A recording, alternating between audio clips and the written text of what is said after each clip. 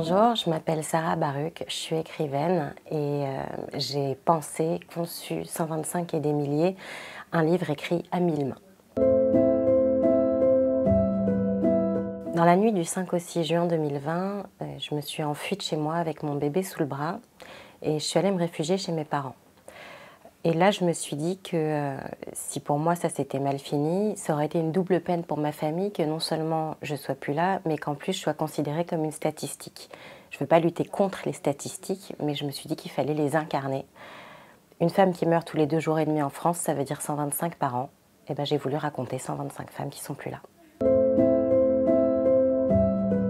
Le problème, c'est que on a beau discuter des lois, on a beau discuter des problématiques bien tranquillement dans son coin, parfois pas très tranquillement, en attendant, les femmes continuent de mourir.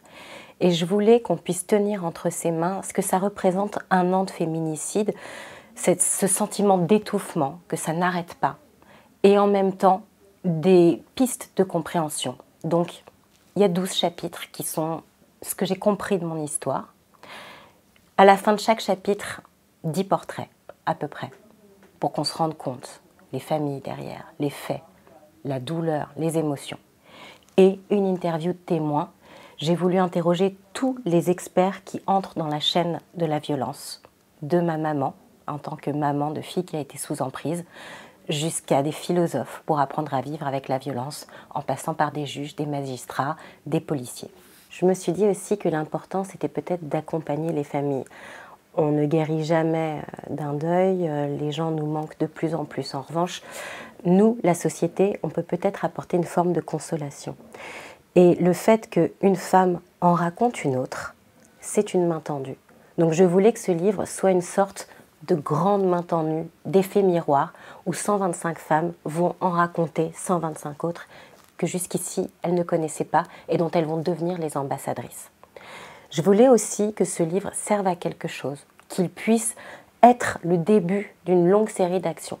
Et c'est pour ça que j'ai rencontré Sandrine Bouchet, la présidente de l'UNFF, et qu'on a décidé que tous les fonds seraient reversés à l'UNFF pour qu'ils puissent accompagner les familles victimes de féminicide.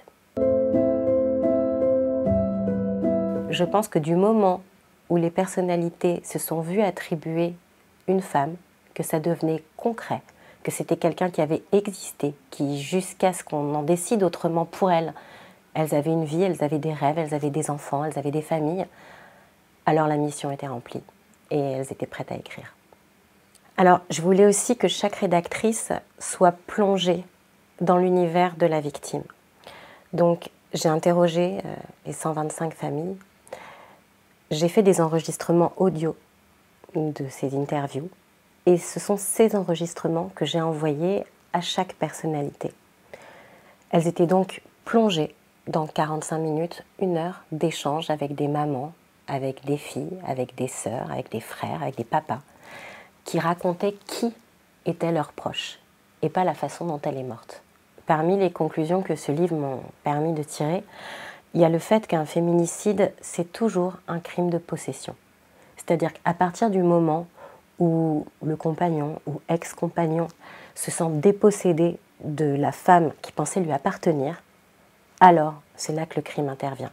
Donc en fait, une femme, lorsqu'elle s'enfuit, lorsqu'elle refait sa vie, lorsqu'elle croit qu'elle va enfin pouvoir passer à autre chose, c'est là qu'elle est en danger.